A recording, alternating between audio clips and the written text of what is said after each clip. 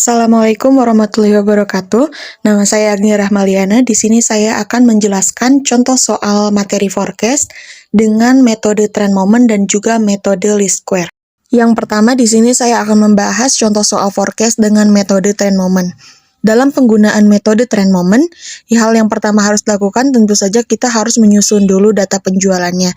Di sini tertulis data penjualan PT Rengganis dari tahun 2018 sampai dengan 2022. Dan tujuan kita di sini adalah kita harus memperkirakan seberapa besar penjualan yang akan dihasilkan di tahun 2023. Dalam tabel data penjualan ini ada kolom Y. Kolom Y itu berarti seberapa banyak hasil penjualan di tiap tahunnya. Dan untuk kolom X seperti yang sudah kita pelajari sebelumnya, ini merupakan skor X, nilai skor X. Dan untuk ketentuan skor X pada metode trend moment, tidak seperti yang sebelumnya, ini simpel saja, dimulai dari 0, 1, 2, 3, dan seterusnya. Untuk perhitungan selanjutnya, kita tinggal dilanjutkan saja. Pada kolom XY itu berarti kita harus mengkalikan nilai pada kolom X dan juga nilai pada kolom Y masing-masing tahunnya. Dan untuk X kuadrat itu tentu saja kita harus mengkuadratkan nilai-nilai yang ada di kolom X.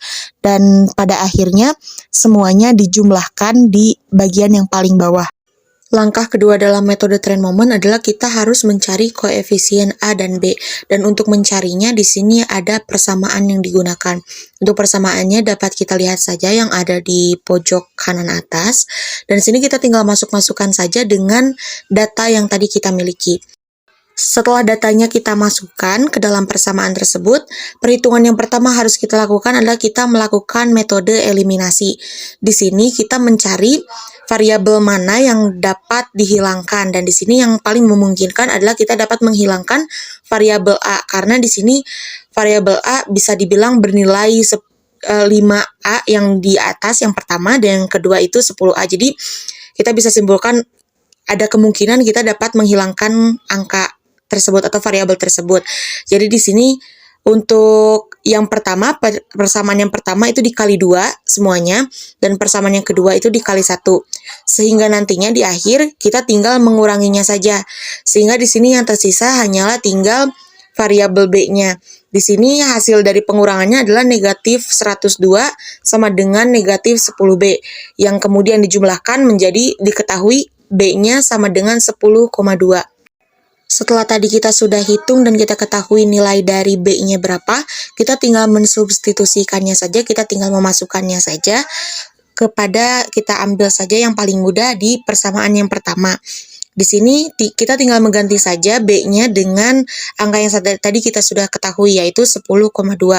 Sehingga dilakukan perhitungan dan hasilnya 135. Maka untuk persamaan trennya adalah Y sama dengan 135 ditambah 10,2 dikali X. Dan X dalam persamaan tren ini nanti akan kita ganti dengan nilai skor pada tahun yang akan kita forecast. Atau dalam kasus ini kita akan memforecast tahun 2023, maka nanti kita tinggal menggantinya dengan nilai skor tahun 2023. Langkah terakhir yang harus kita lakukan adalah kita harus menggunakan persamaan yang tadi dan X-nya diganti menjadi skor untuk tahun 2023. Karena tadi skor terakhir untuk tahun 2022 bernilai 4, maka kita simpulkan untuk skor X tahun 2023 adalah 5. Sehingga dimasukkan perhitungannya seperti ini dan hasilnya adalah 186. Selanjutnya di sini saya akan membahas contoh soal metode least square. Di sini dalam soal ini kita diminta untuk membuat ramalan tingkat penjualan tahun 1996, 1997, dan 1998 dengan metode least square. Dan juga kita harus menyusun anggaran penjualan tahun 1996 secara lengkap. Di sini untuk lebih detailnya dari soalnya bisa teman-teman lihat sendiri di layar. Langkah pertama ini kita tinggal memasukkan saja data yang ada, dan untuk ketentuan nilai skor X-nya seperti yang kalian bisa lihat di layar, ini karena jumlah datanya genap, maka skor X atau nilai skor X yang diberlakukan adalah seperti yang ditunjukkan di layar. Selanjutnya di sini kita tinggal melakukan perhitungan seperti yang sudah dilakukan pada metode sebelumnya. Di sini pada kolom XY itu berarti kita harus mengkalikan skor nilai X dengan penjualan. Dan untuk kolom X kuadrat, di sini kita harus mengkuadratkan nilai skor X dan semuanya ditotalkan. Langkah kedua adalah kita harus menghitung koefisien A dan juga B. Untuk rumusnya ini ada di sebelah kanan, dan untuk perhitungannya di sini tinggal dimasukkan saja sehingga diketahui bernilai A-nya adalah 50.750 dan B-nya adalah 1.250.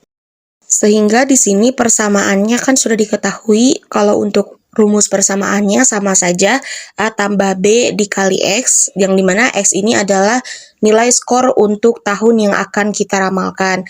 Dan di sini karena ketentuan skor X pada metode least square adalah berkelipatan ganjil, maka di sini untuk tahun 1996 di sini diketahui nilai X-nya 5, lalu yang selanjutnya 7 dan juga 9.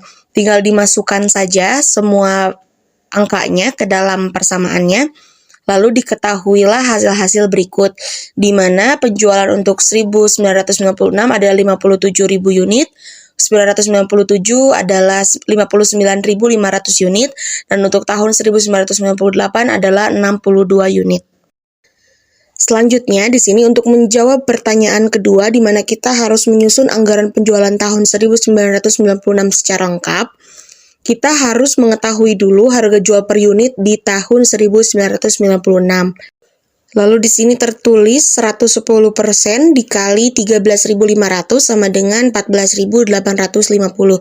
Jadi untuk harga jual per unit di tahun 1996 adalah 14.850. Tapi di sini kita kan pasti bertanya-tanya 110% ini dari mana? 110% ini dikarenakan pada soal itu kan sudah ada keterangan bahwa pada tahun 1996 itu terjadi kenaikan sebesar 10%.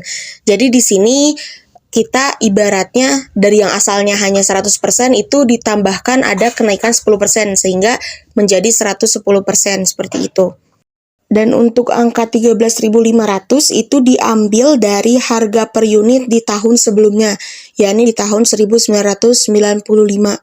Di sini kan di keterangan soalnya tadi bahwa di tahun 1995 itu harga per unitnya adalah 13.500. Maka di sini hasilnya sudah ditetapkan 14.850.